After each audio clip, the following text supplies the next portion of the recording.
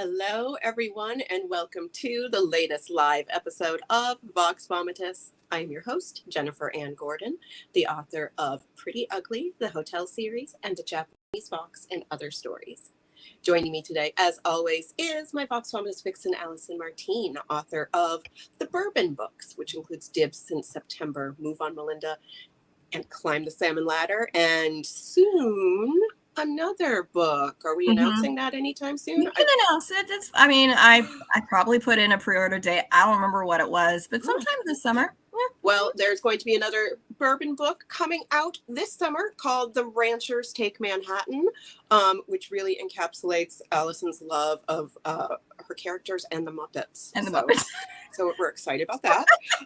Joining us today is another curly girl, Rebecca Rowland, author of the Shirley Jackson nominated White Trash and Recycled Nightmares, and the editor of the Bram Stoker nominated anthology American Cannibal. Rebecca, welcome to Vox Vomitus. Thank you so much for having me. And the girl with all the nominations, like the girl with all the gifts, like all the categories, all the books, all the covers. And all the hair, Jennifer and I, because we're in the heat wave of We're in the heat wave. So my hair will either get much larger throughout the show or like slicked, sweaty down to my face. So people have that to look forward to. It's gonna expand to just take I want to see like the time lapse and watch your hair like fill your squares. And I'm over here in SoCal going, I'm sorry, and you should move here where nothing's affordable, but at least the weather's not that bad. Well, it's not affordable in New England either. Oh, okay, then just come here. It's better, a little bit. Yeah. So, Rebecca, tell our viewers and our listeners a little bit about you, and then, a little bit about either book, but... Okay. I'm obsessed with this cover, by the way. I am too. So, the cover designers for both books are like the best ever, I'm going to start with that because I adore both of them. I absolutely love both of them. So American Cannibal, Lynn Hansen. I mean, come on. Oh, of course. You can't get better. Yeah. Can she do my hair and makeup for next episode? I was thinking about going full tiara, kind of weird. Straight up. I love it. I can't say enough good things about Lynn Hansen. I mean, well, Carol, I'm going to butcher your last name, but Carol Geisander says it's a stunning cover. And Carol, we agree, even if we can't pronounce your last name. Hi, Carol. Yes. And Carol knows because Lynn is designing the book that she is putting out, the anthology she's putting out in the fall, that I have a story in that I definitely want to talk about later on, just to promote that. I love that you were like, you got very excited with your hands. That and it's also very hot where you are. So if you just do this through the show, we will understand. I turned off my AC because I didn't want the background noise because I'm old school, like window AC gal, and it's in the background. So I turned that off, and now I'm regretting it.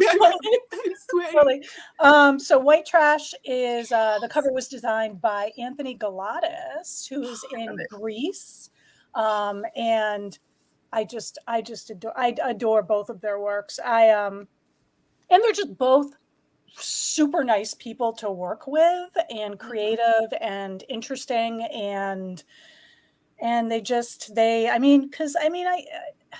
could say what you will about content, but it's the cover that gets people to open up the book. Yep. And so I owe a lot of the success of both of these books to both of them. Well, White Trash. Yes. I love this book so much.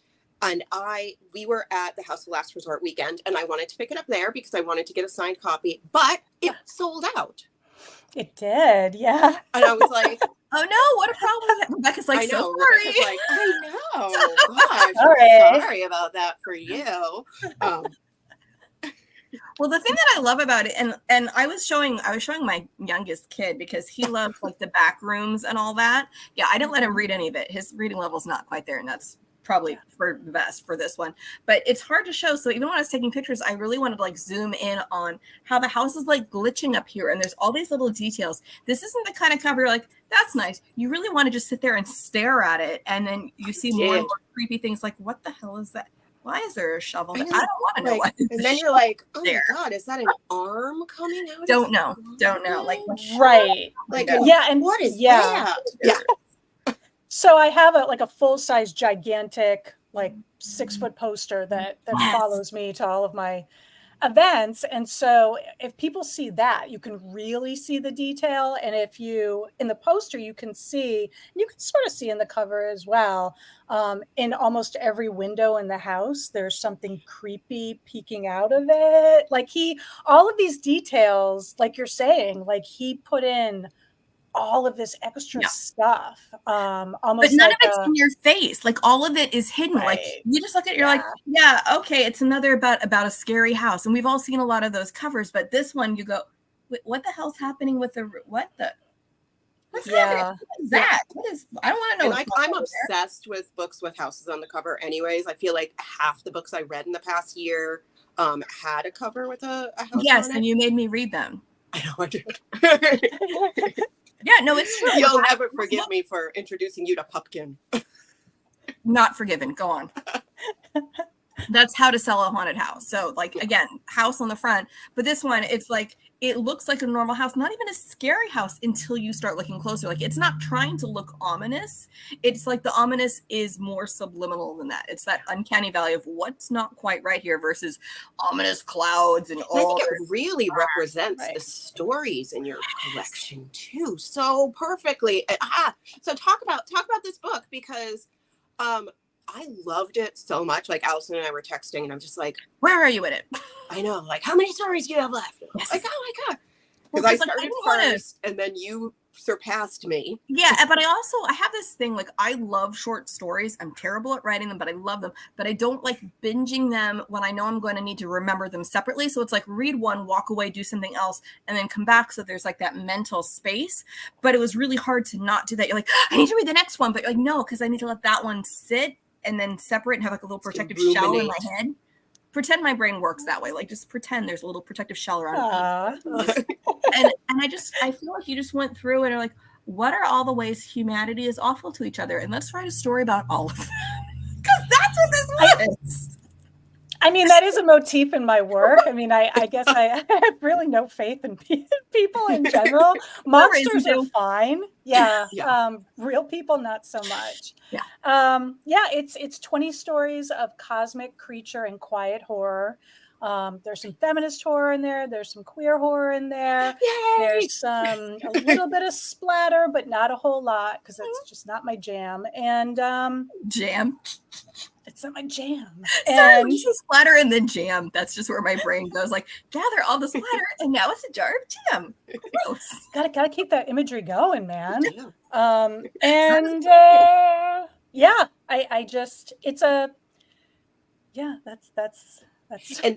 lot of these stories, or all of these stories, I can't remember, they were published before. A lot of them. Four of them. Yeah, four of them are original to the collection, but the other ones were published in various anthologies. I think the oldest one, I want to say, is maybe 2016, so they're not super old. Yeah, that's not pre-pandemic. That's forever ago. I know, just feels like it. I was so much more youthful back then. Well, I look at my writing, I can tell my writing style is different. Like, I can tell the difference between the newer ones and the older ones. But yeah, I mean, I guess they have an ongoing theme. I didn't quite know what it would. I mean, for me, they were collected because the majority of them were based on, because as I used to be a really good sleeper. Like a really good sleeper. What is that like? Meaning, like, okay, like, so I was that kid. I know, Allison, you have children. I don't have children, so I don't have this nightmare, but I have a cat, but she sleeps all the time.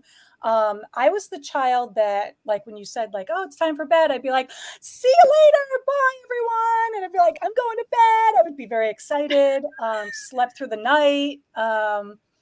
Never had issues, like, even like in college would fall asleep, like, you know, if I took a long lecture, I'd fall asleep in the lecture hall, like I could sleep anywhere.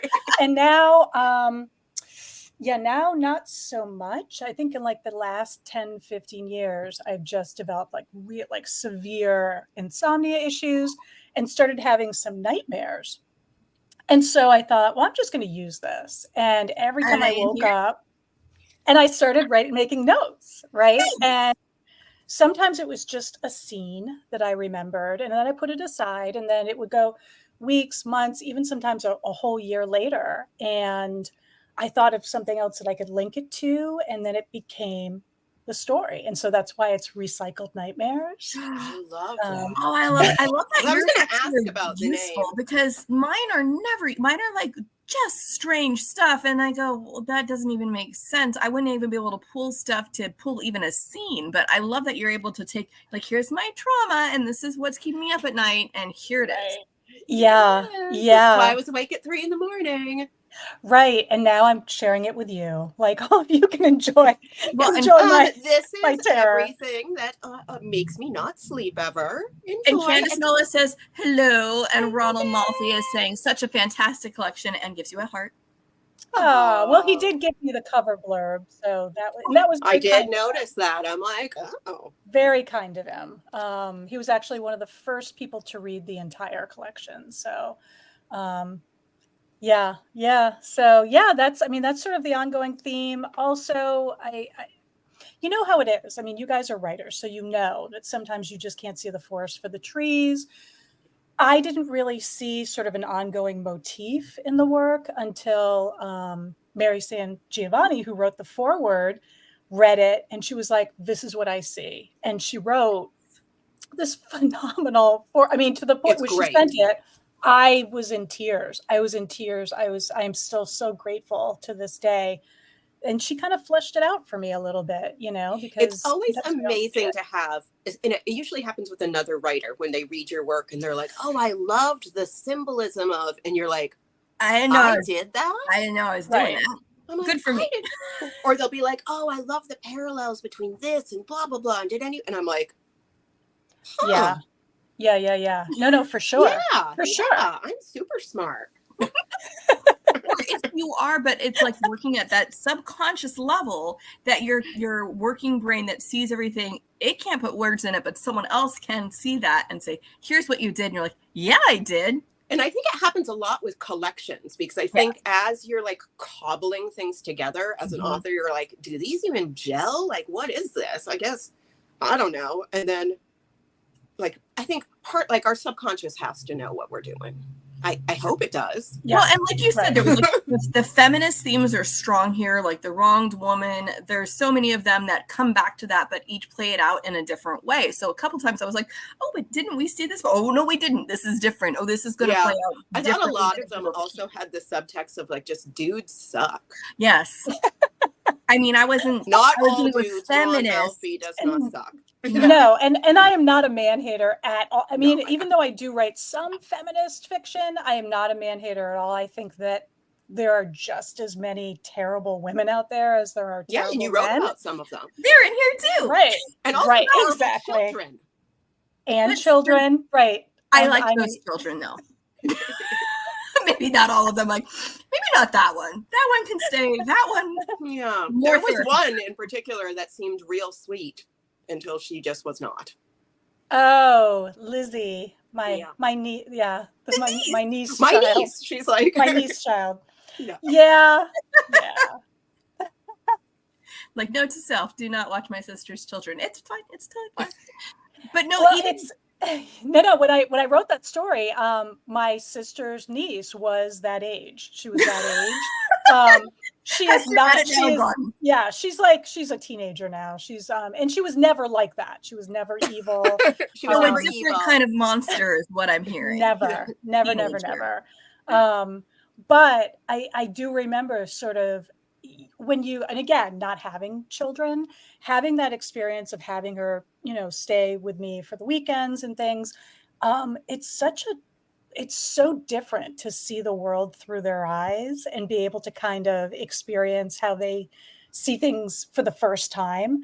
And so I took that and I sort of made notes on that, and then I integrated it into. You're like, how can I take this my really nightmares. Beautiful experience that I'm having with my niece and make it just the worst thing for all the cool aunts out there? Natch, of course. That's what we do, though. Like Like, that's the horror game. You're like, let's take something really nice, like a vacation or something, and you're like, and just ruin it. Exactly. And ruin it. And my poor Precisely. husband's like everything that's in our life, you like put in a book or in a story, and then you're like, now make it terrible. Like, and then you're like, please. did you not have a good time on that vacation after all? This time. I know. I really Where's the story? I ruined part of our Italy vacation from a few years ago, which we were there and it was a great time. And then we came home and I wrote something awful about it. The end of Pretty Ugly? The end of Pretty Ugly. Oh, yeah. I thought that was excellent. Oh, that. Yeah. Mm-hmm. It is what it is. Again, it's recycled. You take the experiences and you recycle them into new artwork. And I mean, I love the fact that for some of the feminist stuff, you empowered women as opposed to just like, oh, every woman here is a victim. And even some of them that may have been emotional victims will come back and be not victims anymore. Yeah, a lot of them are monsters, quite frankly. Like, I've made them, you're like actual monsters. Yeah. So, yeah. I don't know. Are you hearing the thunder that's going on in my background? Okay. No, which tells me you probably could have gotten away with the air conditioning. You could have what actually gets picked up here is less than what you probably think it is, because your computer mic probably isn't going to get your AC, but it's distracting to you. So I understand. But a good old fashioned New England window unit, those are very specific in their clunkiness. I know that. Yeah. And mine's a bit on the older side. Also, I usually mute myself as I gulp down seltzer in the background. So if you're hearing me gulp, I thought you were drinking vodka. Yeah, I thought part of this whole thing, we were doing cocktail hour. Are we doing cocktail hour? I'm not, because I have to go to vacation Bible school training after this, and I'm not allowed to be soused at that. Why? Why can't Why you? not? Why not? I know. Maybe if I walked there, it'd be fine, but I have to drive. So they'll be like, oh, that's just drunk Allison in the corner. It'd be funnier, but no, I'm not leading it. I just have to sit there and go, So, paying attention face. Rebecca, what was the experience like when you found out that you got nominated for a Shirley Jackson Award? Holy shit. I was like, you can swear, you can say shit. Yeah. I swear like a sailor. I have the filthiest, horrible, I have such a potty mouth. So I have to really watch myself. Also because I teach high school by day and some of my students will follow me. And I'm like, Miss, we saw you on that podcast. They'll be like, Miss Rowland, you shouldn't have said the C word. Which is a favorite word of mine sometimes. It's very British of you. So I couldn't sleep. Again, it was one of these nights where I was up, I fell asleep, then it's midnight. Now it's 2 a.m. Now it's 3 a.m. And of course I pick up my phone, which is the worst thing you can do really. But I'm checking my email, and I got an email from Dead Sky saying, hey, Rebecca, congratulations. We just want to let you know, Shirley Jackson, this is their email, and sent it. And I was like, oh my, I'm never getting back to sleep now. No, you start for the good day. reasons, as opposed to anxiety and all the other stuff that keeps you up. You're like, no, I'm just excited. Santa Claus is coming.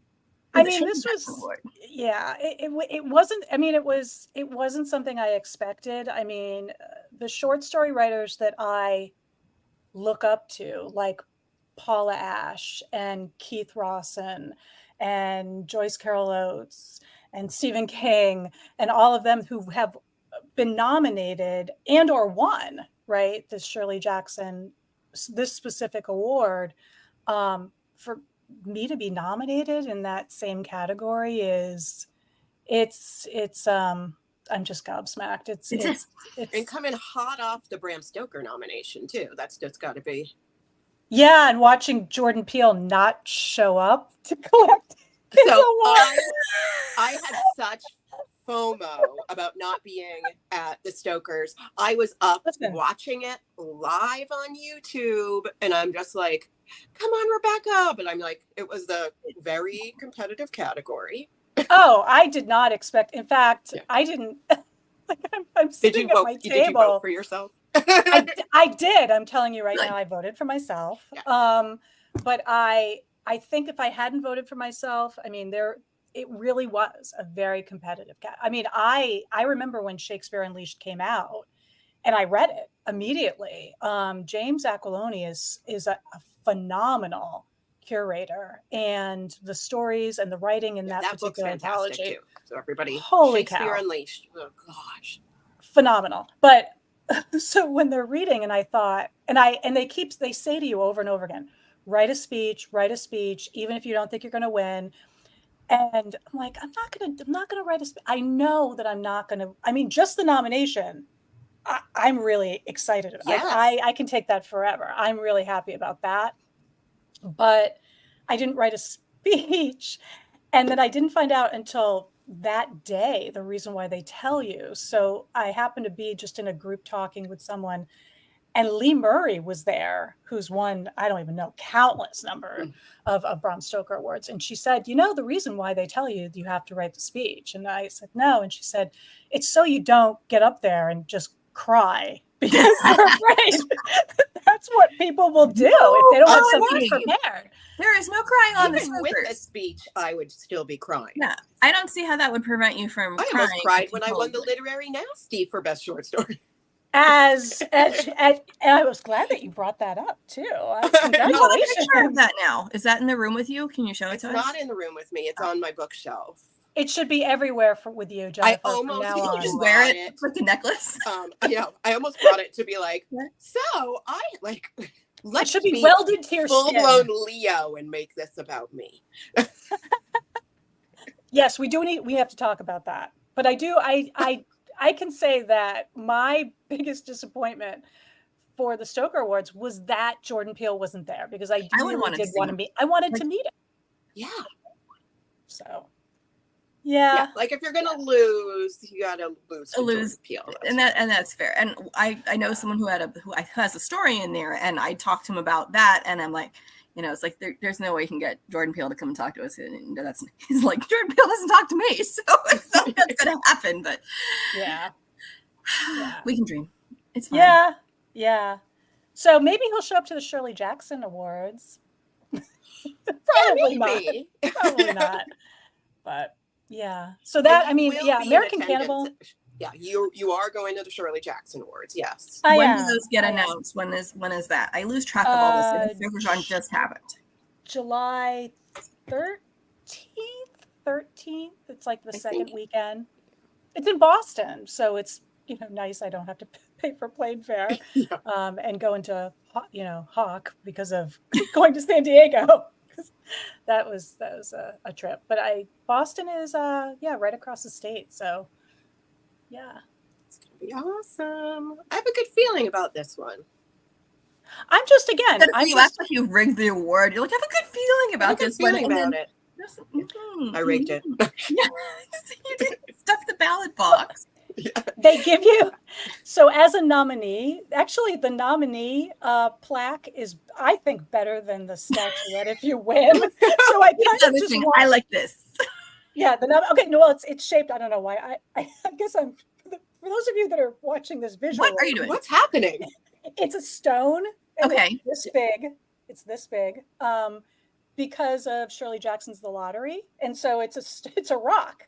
With it says Shirley Jackson nominee and like your year and everything. And I want a rock.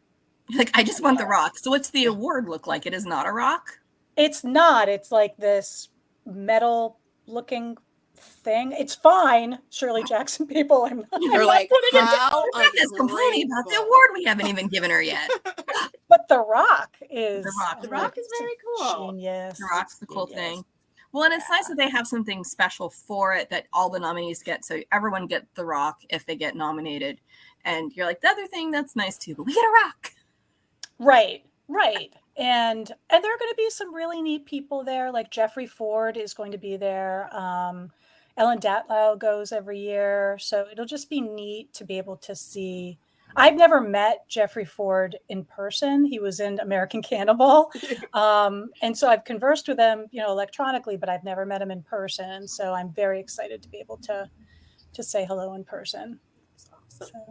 Well, And I just went away.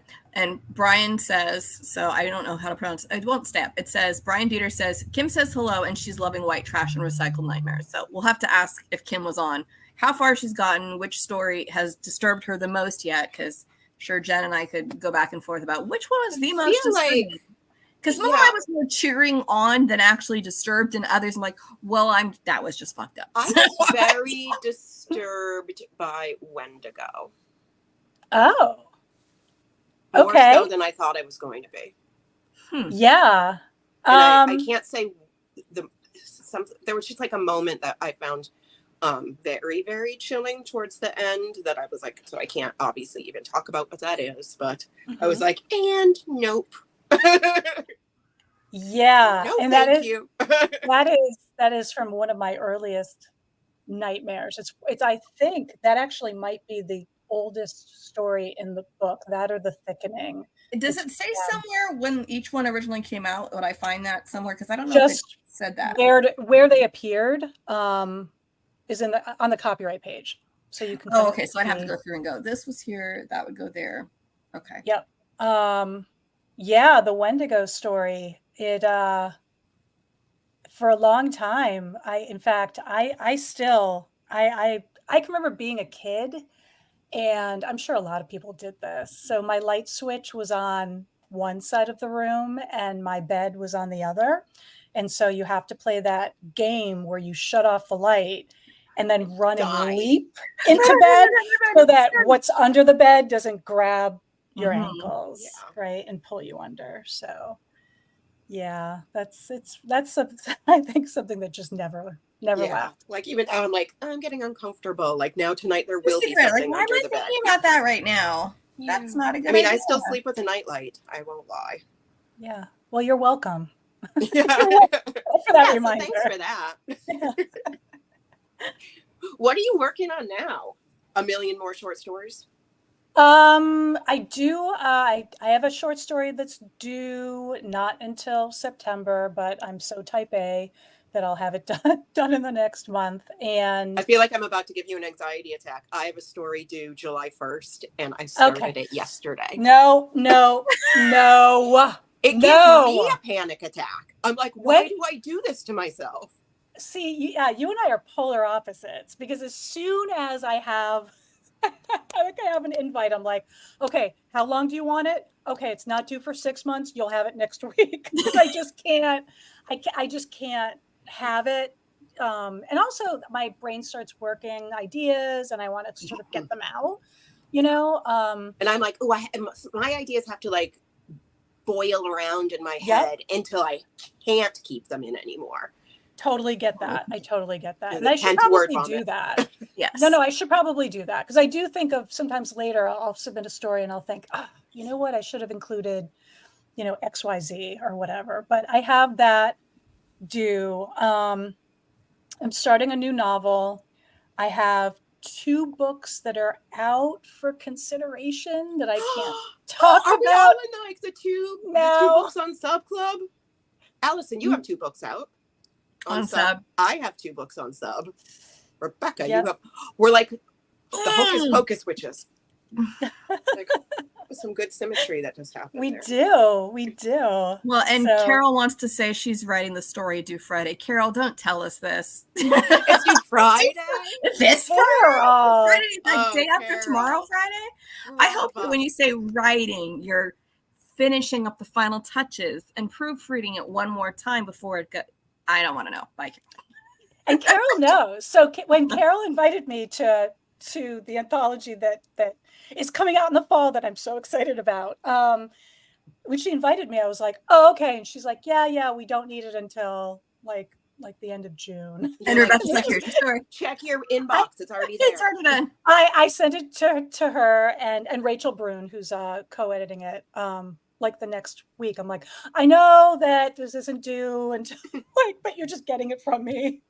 This is me. I feel like if you were the editor, it would be good to have both types, because if you get them over a nice variety of timelines, you can start working through them and making sure everything fits, versus if they were all a bunch of Jennifers and Carols, they'd be getting like all of them last minute, because Carol's Sure, we'll go with that. We're going to believe. Sure, Jan. Sure.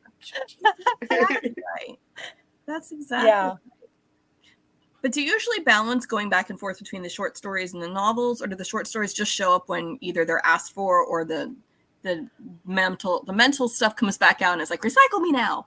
It's just like, no, I am a short story writer, and it really wasn't until so I got an agent this year, and so one of the things she's shopping, thank you, and she's amazing, and one of the things she was shopping is my next short fiction collection, but she said, you got to write something longer. And I'm like, well, I've done some novellas and I've done this. And she's like, yeah, you need to like get your ass in the chair and focus. And so I did. And I ended up writing a short novel. And that's the other thing that she has. And I realized, I really do need to sort of shift my energy more that way, because as much as I love writing short stories, I like reading short stories. I'm a short story collection anthology reader, which is why I'm a short story writer anthology curator. It's something I just like, but they don't sell. And I know that I'm in the minority. I know that, like Allison, you said you like short stories, but we're in the minority. Most people like a nice, fat, juicy novel to like sink their teeth into. And so I just need to, and the problem is that I get bored with my characters. I don't like my kill them. I don't but then no one's there. Then there's like 500 pages. Then it's just a notebook. You're like, is this a blank journal? No, you start with, and then you do and then there were none types. You get a bunch, and you just, as you start getting bored, you need to die.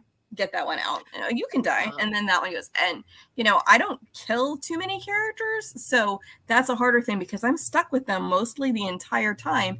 And Jennifer mentioned the book that I have coming out. It's the 5th in a series. So I have betas who are mad at me for mistreating characters because they associate, like, that one's like me. And you had this person say something mean to them and you hurt my feelings. Like, I don't know how I did that. So now I've got other people who are mad at me for what characters I wrote. And, and they won't let me kill them because they're rom-coms. So yeah, there should be less death in rom-coms. Yeah. But this is also why yours are the only ones I read. Not because there's death in it, because there's bourbon in it. There's bourbon in it. But yeah, there's alcohol in it. But having to sustain a character over multiple pages is harder. And one of the things I love that you're able to do in these books is you give us these characters that you give us just enough that we get who they are. And that's one of the things that I love about a good short story is we know who these people are with just a few key phrases here and there. Like, dude, oh, I know that guy. Like, oh, the last story in here. First off, you named him after my husband, which I do not appreciate. Then I just a couple of the guy who likes routine for certain things, but but old sex is boring sex, and new sex is always bad. I'm just like, oh, I hate this guy completely. I hate this guy. Yeah, and yet you're a writer, and he's a writer. But I know exactly who it was, and I'm like, I know that guy. I think I've seen that. Yeah. But you managed to do that. I mean, not just with this particular character, but you managed to do that all throughout, just a little bit, so we know who they are. And yeah, they felt very real. They felt your characters felt very fleshed out. I know sometimes with short stories, it's like, oh, that was cool, but I don't feel something as much because I didn't have enough time to emotionally invest 1,000,000,000% in the character. And I didn't feel that with your stories. I was like, oh, these are like, I wanted them to keep going. Like they just felt very, very complete. Keep going, except for a lot of them, people were all dead at the end, so you couldn't really keep going. That's what Rebecca's having the trouble with the novels, is that she's killed everybody off at page 20. I mean, I think that's one of the things. But with horror, it doesn't matter if they're dead. Is like one of the things I loved about this book was there are so many stories in here. So I mean, it's not a huge collection, but they really are all relatively short and pack a punch. And sometimes you get a book, this size, and it's like, okay, there's a few of them. And they're shorter, so they're not quite novellas. And then there's still a novella. These are just story after story after story, and it just never gives up in terms of pacing.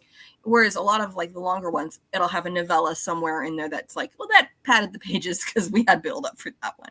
There's no padding here. This is all just lean muscle. You guys I think I got into cannibalism again. Sorry. Oh, the cannibalism. I gotta say, Yes. like, I love cannibalism. I think I told you that when I met you in person the first time. I'm like, I love cannibalism. I'm a vegetarian, but I really do love cannibalism in fiction and in documentaries, weirdly. Clarify. I don't know how to answer that, and I can't remember how. I think we might have been drinking. I think we were drinking the whole weekend. I'm sure we were drinking, actually. Like, when were you not drinking when you were there? Like, come on. That weekend? Yeah, last resort. Holy cow, that was a good time. Thank you, Chris Golden and Brian Keane. It was fantastic. That was a good weekend. Yeah, it was cold. It was freezing, which is why we stayed in the hotel and that part maybe wasn't as fun. That cannibalism fun, COVID not fun. See? Yeah. Oh, yeah. How we divide these things. It's how we divide these things. Yeah. But yeah, so cannibalism, fun? Question mark? Fun? Question mark. Look, it seems to be very. I don't know. I don't know what happened in our culture that it went from being something so taboo that it wasn't even something that was showing up in our art. But now it's like it's everywhere in our art. And I mean, I did watch the Sebastian Stan movie where, Fresh, yeah. It was a good movie. I'm like, I should not be attracted to him right now. There's something wrong with me. But that's it. But it's not the only one. And then this collection, and it's like, okay, I think we've crossed a line in our culture.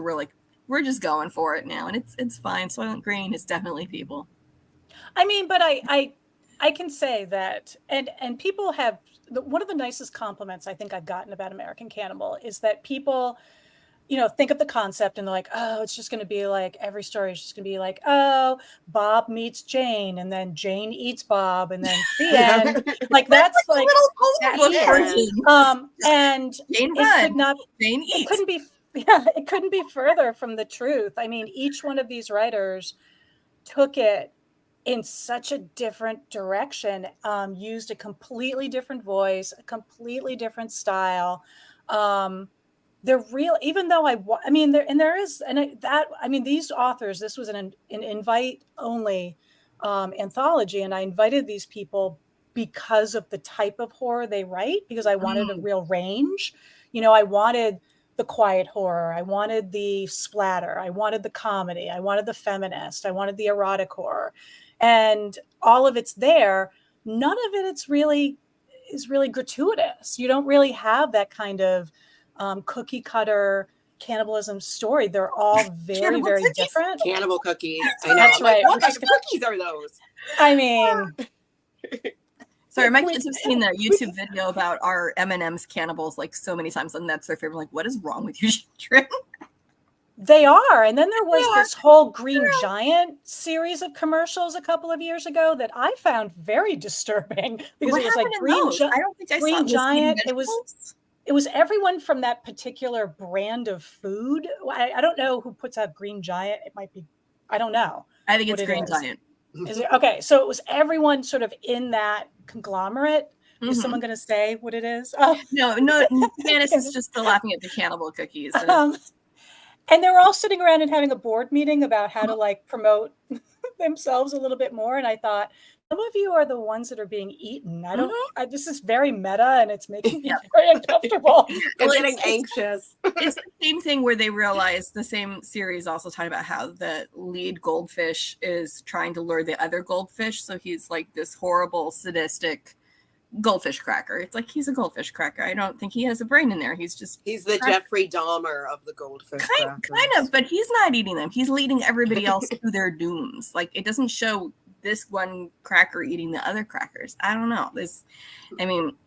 My love of the whole cannibal concept has to go back to Sweeney Todd, but it was kind of stuck with Sweeney Todd for the longest time, and now it's like, oh, it's everywhere now. I'm like, okay.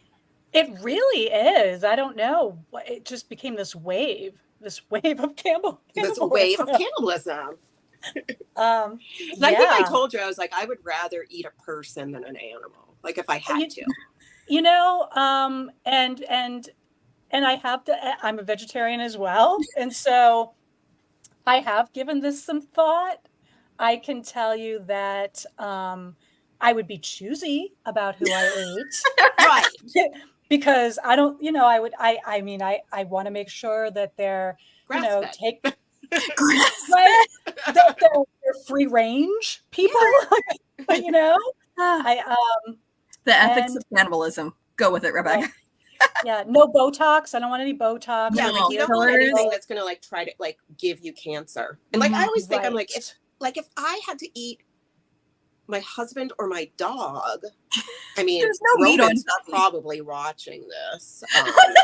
So I Tubby. mean, I would choose Roman. Tubby, no. There's like seriously, your dog is too small. There's nothing to eat on. He's just fur and a It's nose. just fur. And Yeah, no and Candace brain. points out. Yeah, Candace points out that there's a Cinnamon Toast Crunch commercial where one of them eats the other. So it's like, what the hell is Candace, wrong with you Cinnamon have Toast the Crunch? best information for us here. I I love it. Candace. Candace is like, she's awesome. That's why she has the lead story in American Cannibal. She has the is first that story, Cinnamon Toast so- Crunch? And she is also a fantastic anthologist. I mean, I don't know. I'm going to just mention this, that her Dark Disaster is up for a Splatterpunk this year.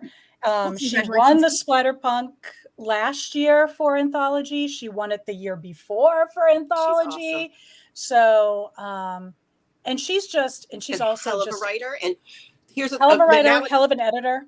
and editor as this well. is just becoming the Candace Nola hour. It is, yeah. What I love about Candace so much, and I feel like, I mean, this goes for so many writers, but she is such a cheerleader. Mhm. Like Yeah. she's a writer's writer. She is in the community. She is promoting people. Love it.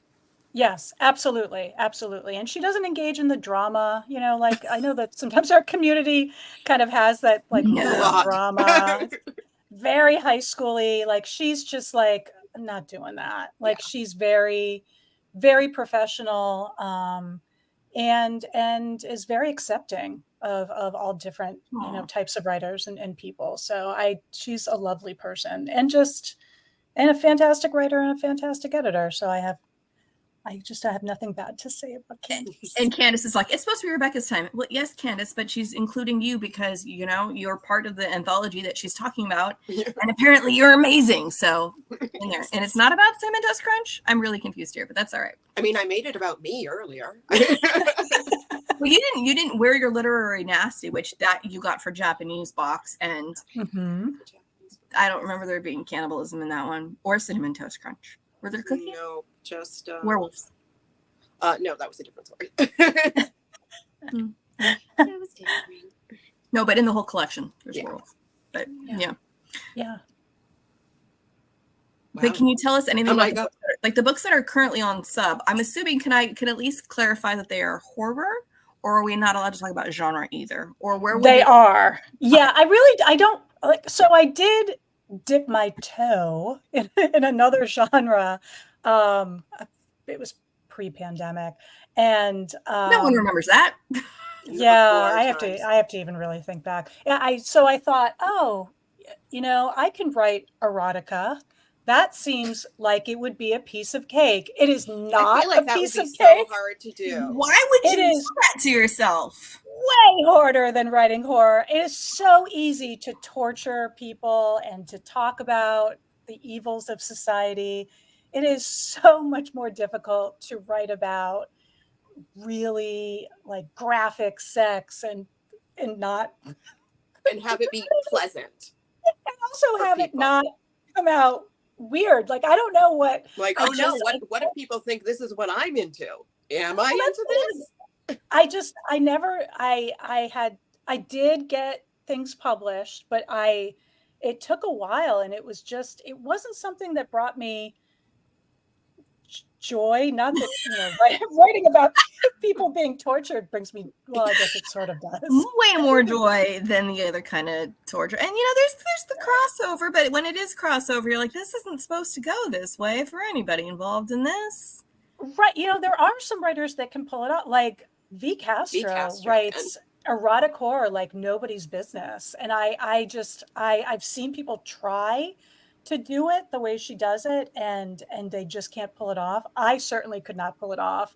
But straight erotica, Yeah, I wasn't sure. You know what the problem was is that I wasn't quite sure just how graphic to go. And so I went too graphic and then I was like, oh, now I have to pull it back. And then it wasn't graphic enough. And so you romance writers and erotica and Well, and there's even a kudos to line there you. that if you're writing romance and it's closed door, or sweet romance where it doesn't even Or imply like that they live people on are- like a farm or something. yeah, where it's hand holding Amish or something like that. Like, then if your readers know what they're getting into, it's fine. What ends up happening, and I've seen it on things like Book Talk and stuff, where people are like, when you realize 200 pages in that this is a closed door romance, and you're all upset because it's the whole expectation thing. And I still feel like even among writers, there's not clear certainty about what people want or how to convey that expectation. Like, what is the title going to be? What is the cover going to look like? How do you convey? Because there aren't ratings on these things. And so I've seen people like little chili pepper spice thing.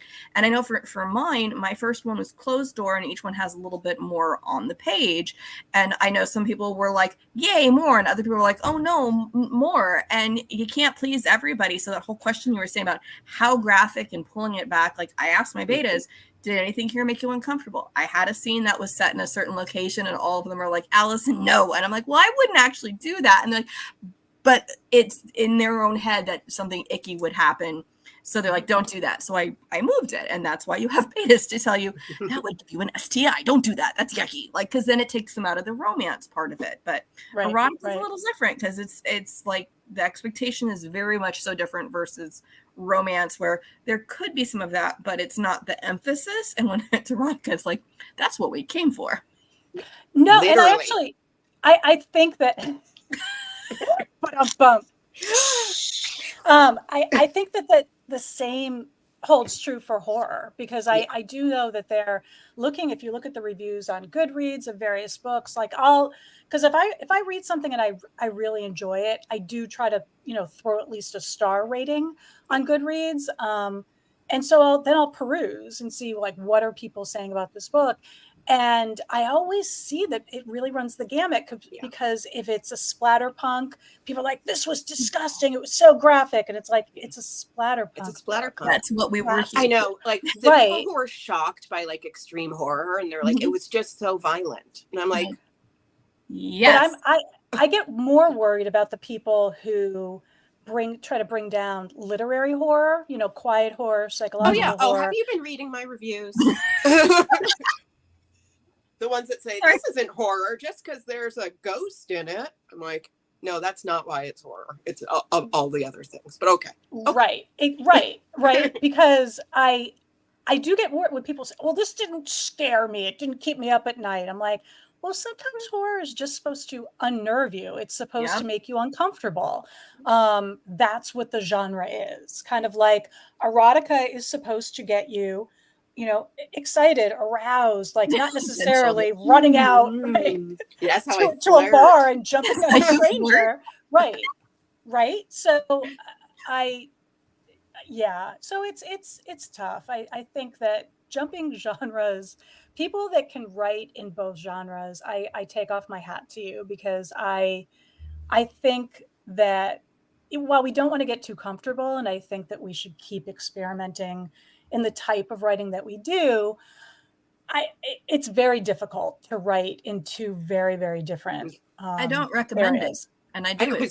Because Allison likes speculative fiction and romance. Right. Like, I thought it was a big stretch for me when I'm like, I'm going to try to write like something with a crime in it. And then I'm like, I'm not very good. It's different. Right. It's very different. Yeah. Well, and I know for me, my voices are very different. And it's I mean, I use two different pen names, and I would figure somebody who enjoys one of them, and my betas who've read both are like, it's still you. I can still tell they're all you, but they are very different. And the kind of person who's like, I'm looking for this, I wouldn't want them to pick up my other kinds of books looking for that, if that makes sense, because the expectation's different and the feels are going to be very different feels. Be like, yes, sorry about that, my bad. Like, Absolutely. no, this is not a beach read. These are beach reads. These are not beach reads. And we want both kinds of books because sometimes we need something lighter and sometimes we need something that's going to make us think. And sometimes we want to be disquieted or unnerved. And other times we're like, I want splatter. And some people are like, I don't ever want to go to that. And that's fine too. And it would be nice if there was a way to know going in like what kind of thing it is. But that's why things like Goodreads will say splatterpunk right on it. That helps. And if you didn't look at that before and you're like, this splatterpunk had splatter in it. Right. Yeah. Sorry? Yeah. I haven't read American Cannibal yet, but if I were bothered by cannibalism, I wouldn't pick up the book. Yeah. I would advise against it if you have issues with people eating other people. I'm just putting that out there as a public just service FYI, announcement. if your triggers are if you don't like somebody musicals, chomping on a leg, don't go see West Side Story. Correct. This is the thing. Like if this is not your, and people are allowed to. Why are they singing? This is really weird. People don't do that in real life. I do. It annoys my kids. Oh my goodness, Rebecca. I'm like, we've been going almost an hour. We could just keep talking to you. I mean, we can, but not live. You guys we have to start because we need to be able to say the C word. Oh yeah. We have to go off live so we can do that. That's fair. So Rebecca, thank you so much for being here. Everybody, White Trash, Recycled Nightmares, American Cannibal. Go to Rebecca's website, read everything. Below. Yeah, I mean, if you're in the Pennsylvania area, next week, actually, next Friday, I will be at Vortex Books. Where is that? It is in Columbia, Pennsylvania. It's on my website, so you could go there, and it's actually it's a huge signing. I'll be there. Elle Marie Wood will be there.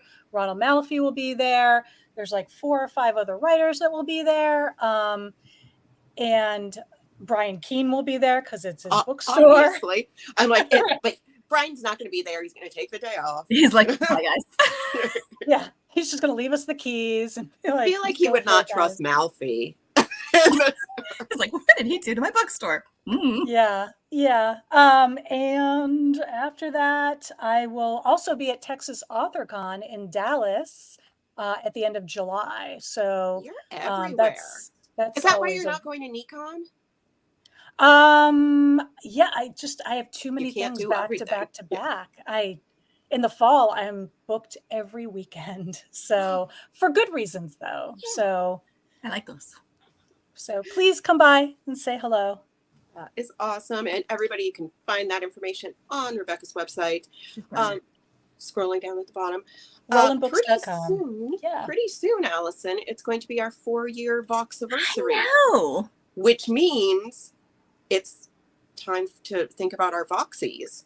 And Rebecca, our Voxies are our fake awards that we don't we don't give anybody a rock or anything. We're not that cool. We've been thinking about buying like bowling trophies. Yeah, then we get acceptance speeches anyway, which is not. So I mean, the Voxiversary is going to be in a few weeks. So everybody, you're going to have to tune in live to see what we've made up. To see what awards we make up, because it's usually things like the murderer that you love the most. Mm-hmm. You know? Well, and we also then, if it's like, okay, so we've learned from the Stokers that you're supposed to have a speech prepared so we don't cry. Should we just cry because people won't be there to accept it? No, I can cry. I was going to say, if you want me to just come on and just like, you can just cue me and I'll just cry. Just cry. Or just like give your speech from the Stokers. My non-existent speech should be going up to the microphone and crying. Yes. You were right. Without a speech, this is all I can do. Rebecca, you've been fantastic. Everybody, if you are watching this over on YouTube, make sure to hit like and subscribe or whatever it is over there. Just subscribe. Just a button. Just a button. So thank you, everyone. Thank you for having me. Bye, and Carol's got the info there, so it'll scroll it, but it's going to be there. It's vortexbooksandcomments.com/events. Thank you, Carol. Yay!